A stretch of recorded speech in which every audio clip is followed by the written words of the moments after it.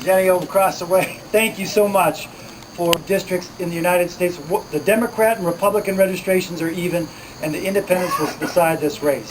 It's attracting a lot of attention because of the importance of Ohio politically.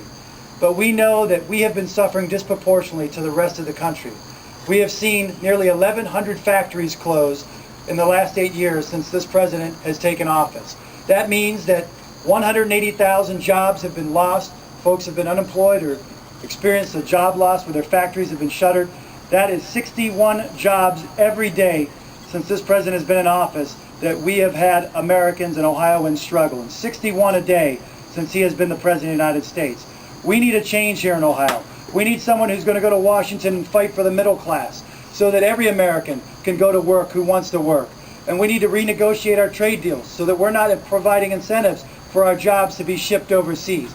How about this for a novel idea? Instead of giving a tax break for the Hoovers and the Timkins and these other companies that will pack up and move their jobs overseas, how about giving them an incentive to stay in America with a tax break so that they can keep their jobs here and keep those folks working at these factories? How about that? How about making sure that every one of those 47 million Americans who are one accident, one medical emergency, one diagnosis away from complete bankruptcy because they can't see their doctor routinely, how about we provide them with health care insurance? And how about we recognize the fact that people are struggling right now, struggling not only with health care and with their jobs, but they're struggling because they see we are spending so much money overseas in a war in a country that should be one of the wealthiest in the world. We're spending, my friends, $5,000 a second in Iraq. We're spending $300 million a day in Iraq. We're spending $12 billion a month in Iraq. Iraq should be one of the wealthiest countries in the world. And not only in terms of the human cost, but what this country has given to that country.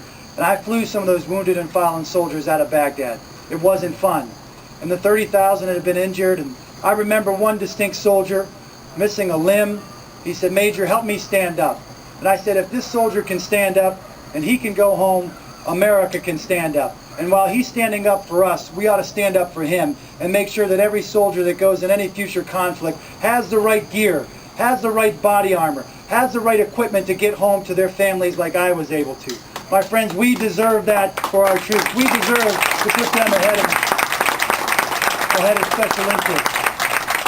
And we need to make sure that when we bring them home, that they have every access to health care and the jobs that should be waiting for them when they get back. We owe it to them. We owe it to them because whether we agree with this war or not, we have to support those soldiers who are in Iraq and Afghanistan only because our country asked them to go. And it's right now the time that we can begin to make a difference in their lives by making sure that we begin to bring them home over the next 6 to 7 months and have it completed within 24 months. Because right now the Congressional Budget Office says that if we bring them home in 2 years rather than 5, our country will save $500 billion. And that's money that we can be using to build roads and bridges right here in Stark County and in Jackson Township.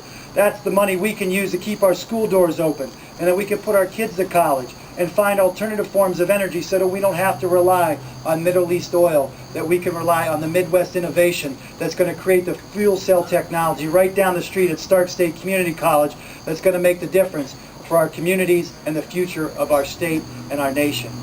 My friends, you've heard me say this on the trail before, that Teddy Roosevelt said this when he was President of the United States. He said, the welfare of each of us is dependent upon the welfare of all of us. And John Kennedy further refined that message when he said, when the water rises in the harbor, we want all boats to rise together. And that's what it was about when my grandparents left everything behind in Italy and Slovakia, and they came here and worked as a coal miner and a carpenter. And my other grandpa was a steel worker. They believed in the hope and promise of America. And my parents were the first in their families to go to college. And they had 2 successful sons. The third is a politician, so pray for me. So they have 2 successful sons. One's a chemist and a pharmacist, and the other's working for Raytheon and working in the military as well. And they have beautiful families. But America has been good to me. America has been good to my family. And America can be good for all of us as long as we send the right leadership to Washington to wake up every day and fight for the things that are important for middle-class families. Help me get to Washington these last 24 days, and I'll make you proud. And I will make you recognize again that it is an honorable thing again to serve in the Congress of the United States and work for the betterment of our country and Ohio. Help me get to Congress, and I'm going to wake up every day and make it my job to fight for your job. Thank you.